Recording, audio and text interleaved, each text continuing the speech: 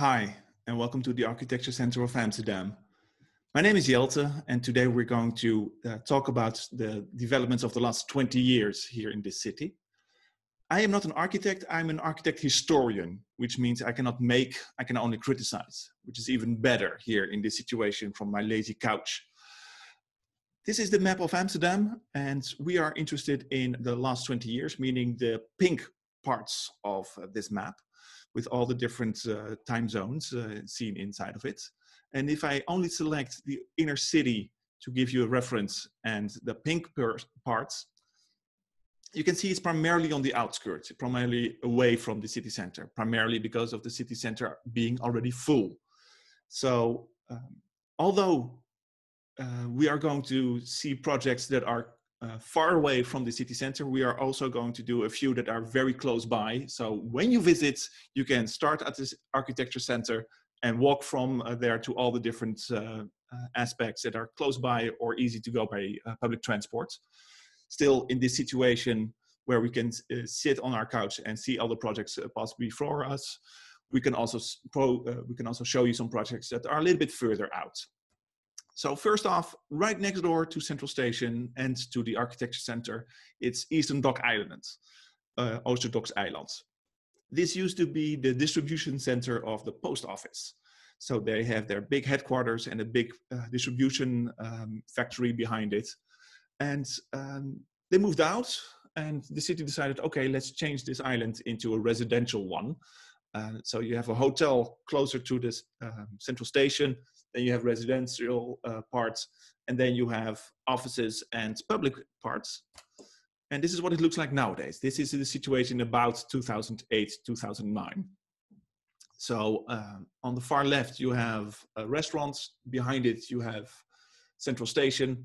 You have a Hilton Hotel closer to the city center that is quite low. And then slowly up, it rises towards 42 meters approximately to the highest point.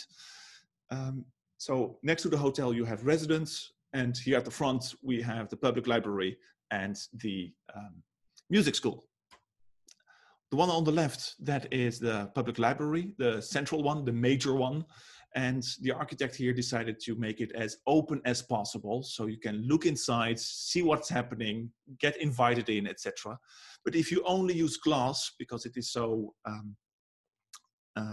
look through, so permeable, then it really becomes an office. So he decided, okay, let's also use some sandstone and some wood panels around the windows to give you this homey feel and to give you this idea of being welcomed into this building.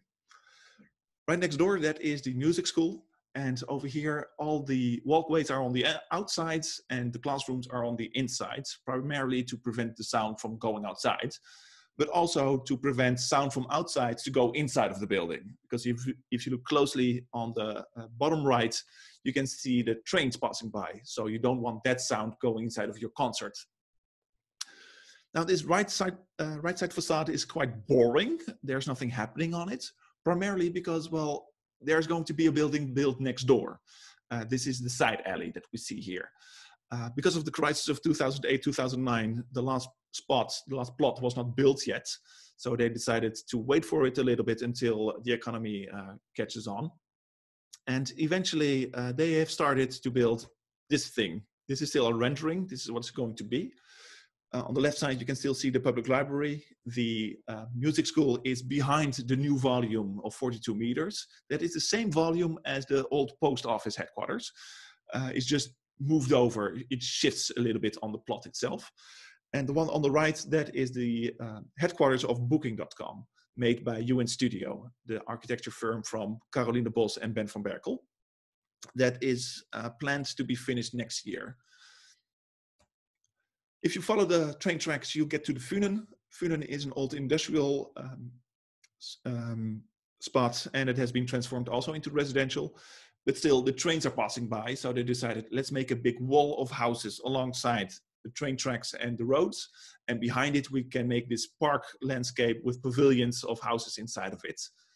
So this here is the wall of houses alongside the train tracks. And here they use the same idea as at the music school, meaning that you make a glass wall before you get into the house, so you prevent the sound from entering.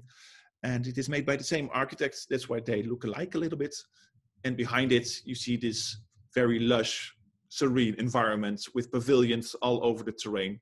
And here we have a little square that was cut through with a little streets that you can see on the right image.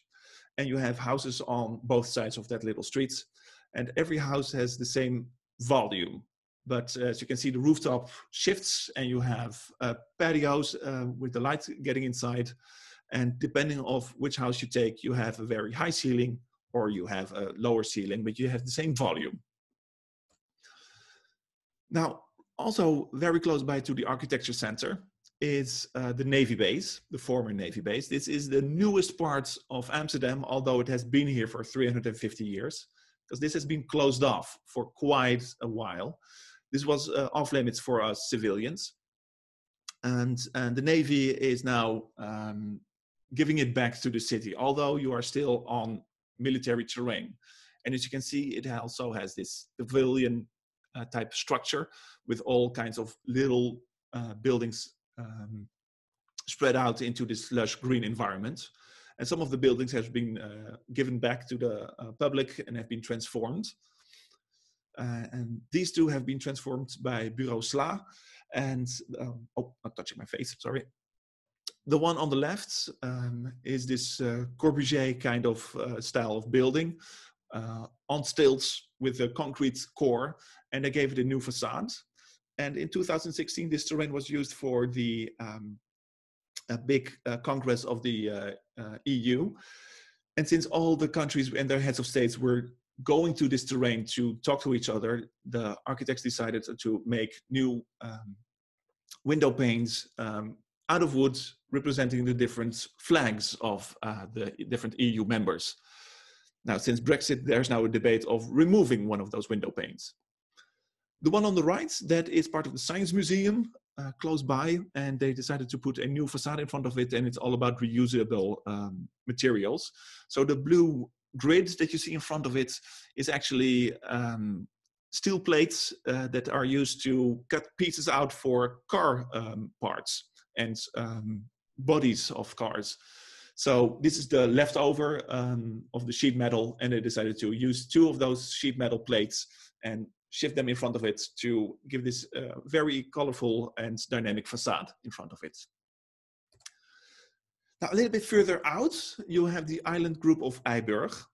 Like I said, the city center is full. You cannot build anything inside of it unless you have to densify. You have to get it all more packed on top of each other. Annexing other communities is not wished anymore. So what do? You make new islands. And this is with the so-called pancake system, that you put a layer of sand, you let it sink, you put a new layer of sand on top of it, you let it sink, and you do that layer by layer on top of each other until you reach, you breach out of the water layer, and you can make a new piece of city on top of it. About 100,000 people are living on these island groups. And the one on the front, that is the oldest part. On the right-hand side, that is a place where you could make your own house without any beauty committee or any other committees judging your house. And on the left, those are floating houses. So these are private houses that people can just make however they like. And as you can see, some people use very different materials, and some people use different styles right next to each other. And yeah. If people are enjoying it, sure, why not? And a little bit further, you have the floating houses. They can rise and lower with the tides, if there is any. But yeah, this little place that they are placed in, this little waterfront, it's closed off with locks, so the water doesn't move that much. But if need be, they can go up and down along with the water line. And just next door is the Sluishuis. This is being built as we see. This is a picture of a few days ago. This is an apartment block with a marina inside of it. And you can go onto the lake directly next door. Eventually, a few other islands are going to be made.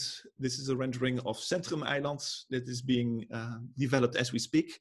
And if you look closely in the picture at the back, you see this gray area behind it. That is another island that is going to be made eventually. Now the island in front of it, that is Zeeburg, that was already there. There was also an industrial island that has now been reclaimed and being developed for high-rise. So at the back of the picture on the right-hand side, that is Eiburg. And at the front, that is Zeeburg, the new island being developed as we speak. And over here, we're going to try something new for Amsterdam. We're going to put residential high-rise towers, about 130 meters. There's, of course, a lot of debate here in Amsterdam because people are not used to it. People don't know how you're going to be sure that the people on the 40th floor are going to be using the same pub as the people in the block next door living on the 5th floor. How are you going to be sure that you have this social cohesion and this vibe of the city on this new part of town? But they're going to be made eventually.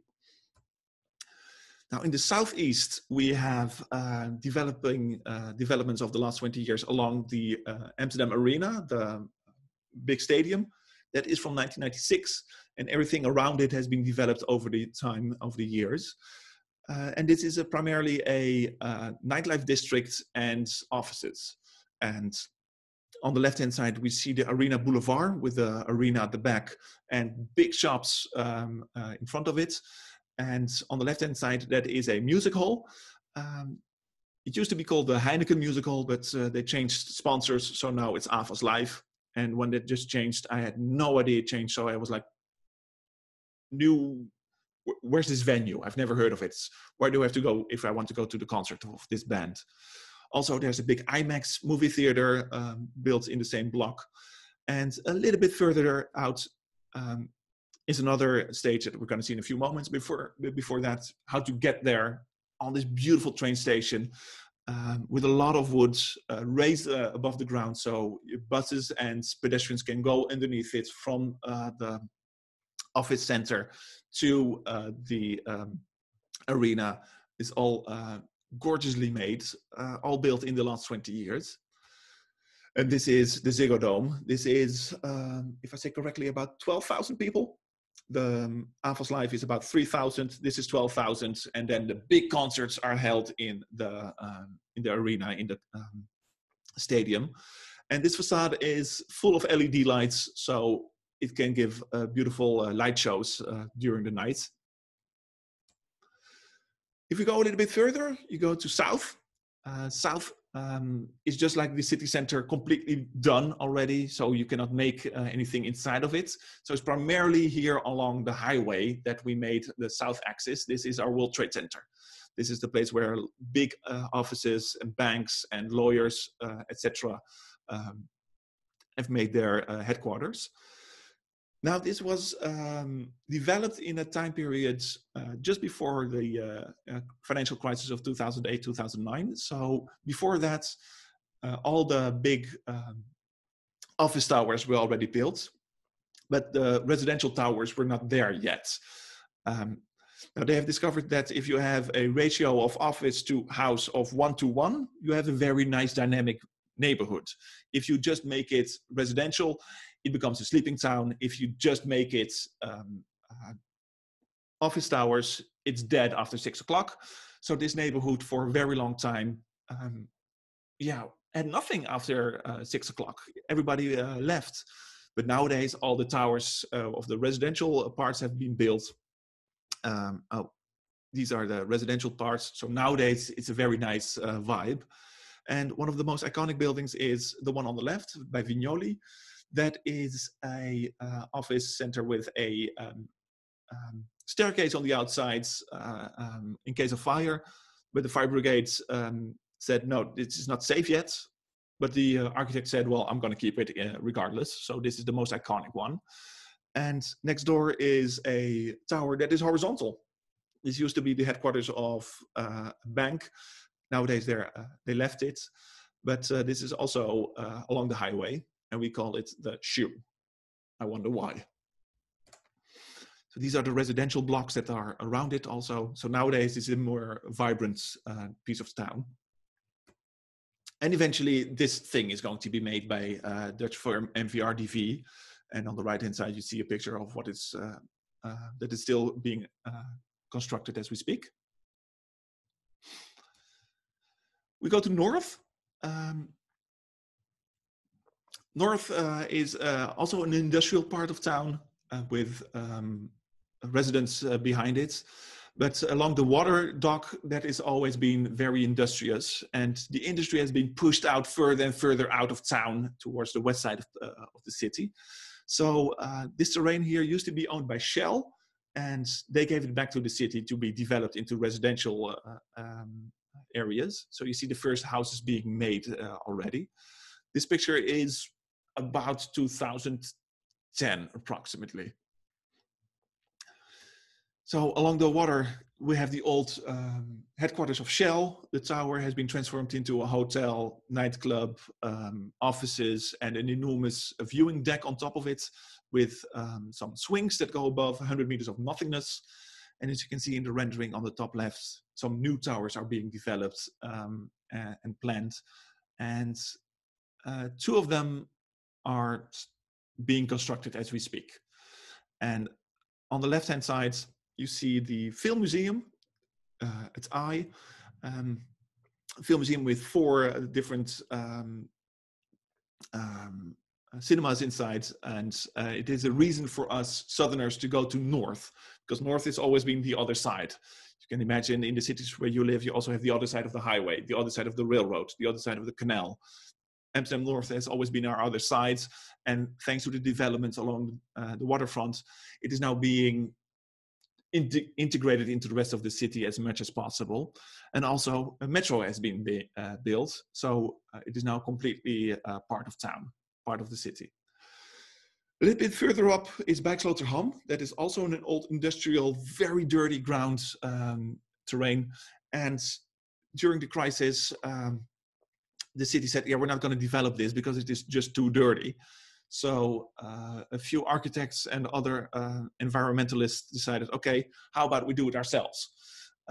We are going to get this terrain for 10 years, and we're going to plant all kinds of greenery on top of it, that they are going to remove all the dirt out of it, all the heavy metals, etc. We're going to remove that, and in the meantime, we put some boats that are also in that old harbor that are completely useless. We're going to put them on the land. We're going to put some offices inside of it, boardwalk along it. And this is one big experimental ground. And it caught on. It really works. So the neighborhood behind it, that is being developed also, has taken all the ideas of the Keuvel, of that first project, and are now integrated into a bigger scale along that neighborhood. With here at the front, once again, houseboats. Completely green, zero waste, and behind it are all collective buildings built by a collective of architects and private entrepreneurs who invested inside of their own buildings. This is quite a nice neighborhood to visit, that's for sure. A little bit further in north, you'll have the NDSM wharf. Also an old ship harbor, shipping wharf that has been transformed into little ateliers where young startups can make their own little shop, etc. As you can see on the top left picture, also some festivals are held. Although it's being developed more and more, that part is now going to be restrained, and the parties are going to be held elsewhere. And on the bottom left, you see at Kraanspoor, that is an old harbor dock that has a new office on top of it, a glass little box.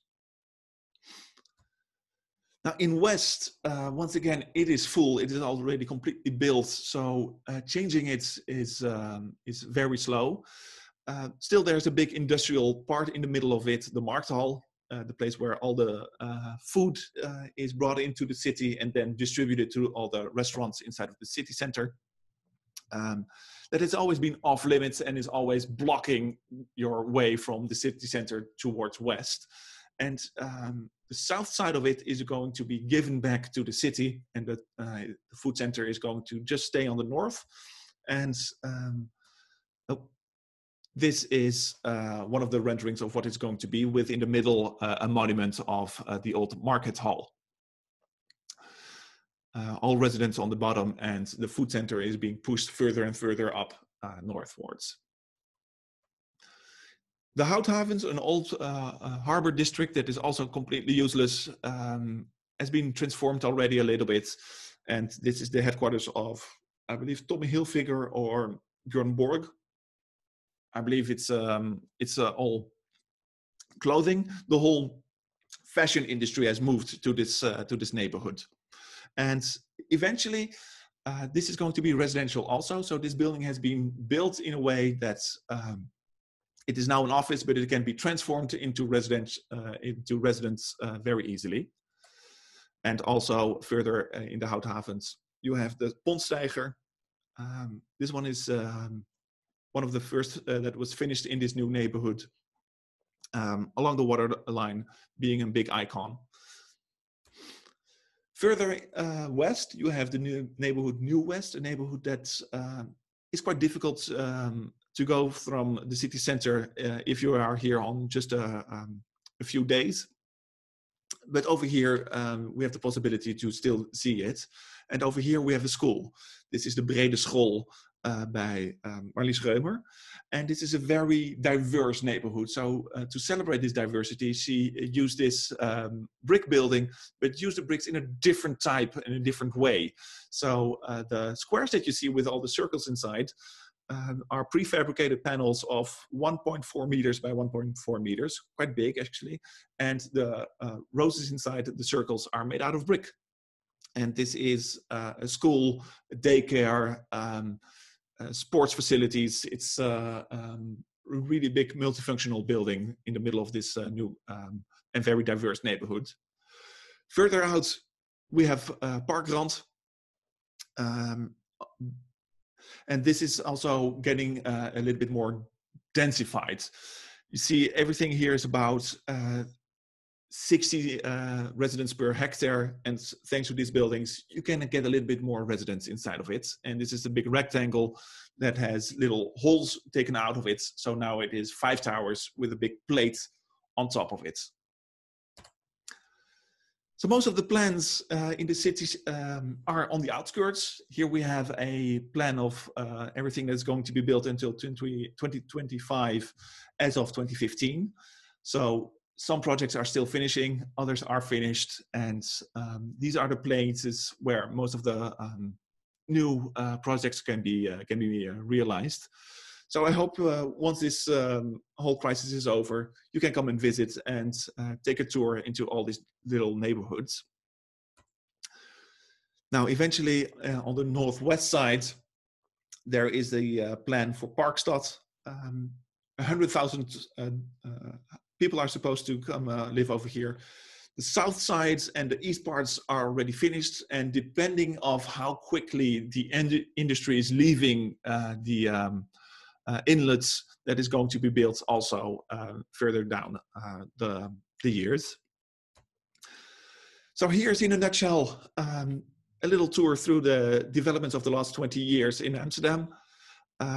We also have a lot of other things and opportunities here in the Architecture Center. So hopefully we'll see you around very quickly. Bye-bye.